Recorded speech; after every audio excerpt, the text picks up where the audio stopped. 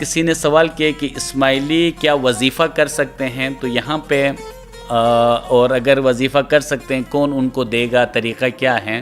تو یہاں پہ میرے خیال میں وظیفہ، لفظ وظیفہ ان معنوں میں نہیں ہے۔ قرآن کے اندر ذکر ہے، دعا ہے، تسبیح ہے، عبادت کے لیے صلاۃ ہے، تو یہ کچھ اصطلاحات ہیں۔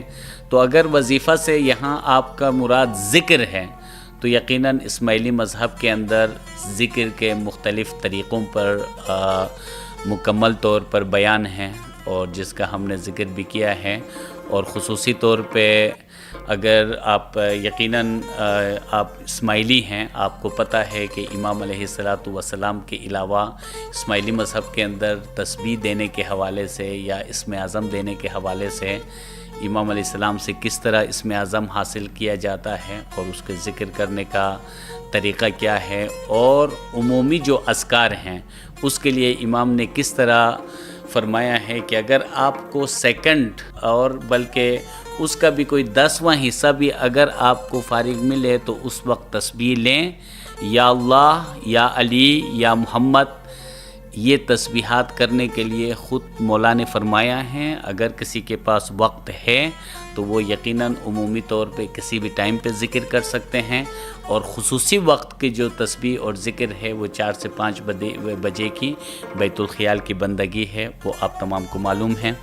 اس کے بعد یہاں پہ ہمارے کسی محترم نے سوال کیا ہے کہ یہ جو حدیث ہے، میں نے آپ سے شروع میں عرض کیا کہ جہاں بحث و مباحثے کی بات ہے، مناظرے کی بات ہے، اس کے لیے ہمیں اجازت نہیں ہے۔ میں صرف ایک سوچ کی بات کر رہا ہوں۔ میں نے مومن اور منافق کے درمیان جو فرق کے حوالے سے عرض کیا تھا، تو ہمارے کچھ دوستوں نے کہا کہ اس میں باقاعدہ لکھا ہے یہ حدیث آپ نے اپنی طرف سے آپ لے کر آئے ہو، ایسی کوئی حدیث نہیں ہے، اور اس پہ کئی ایک فتوے بھی لگائے گئے، کافر بھی کہا گیا۔ تو دیکھیں، میں اس لیے میں عرض کر رہا تھا کہ جہاں پہ یہ سوچ ہو کہ کوئی بات سامنے آتی ہے، کوئی علم کا کوئی شیدائی ہو، تو پھر وہ سب سے پہلے تحقیق کرتا ہے کیا یہ بات ہے یا نہیں ہے۔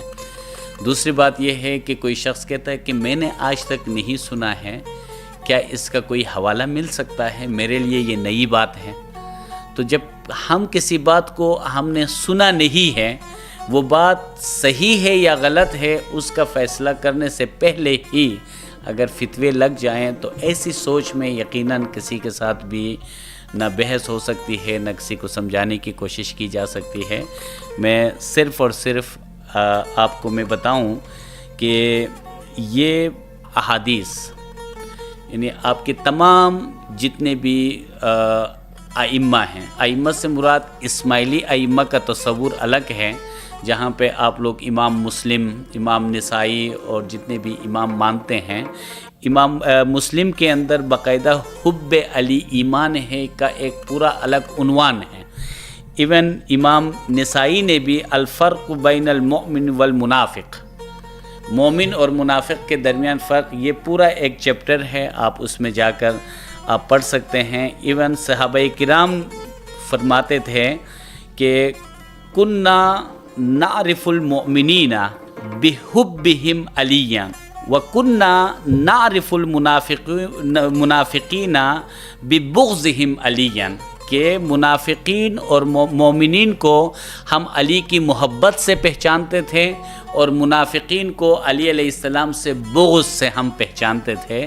تو یہ آپ مسلم کے اندر بھی ہے، یہ آپ امام نسائی نے بھی اس کو کوٹ کیا ہے، بلکہ تمام احادیث کی کتابوں کے اندر یہ مستند آپ یوٹیوب میں بھی جا کے مختلف علماء کو اس حوالے سے آپ سن سکتے ہیں، پڑھ سکتے ہیں۔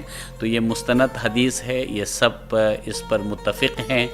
تو علی علیہ السلام در حقیقت وہ میزان ہیں جس کے ذریعے سے مومن کو اور منافق کو پہچانا جا سکتا ہے۔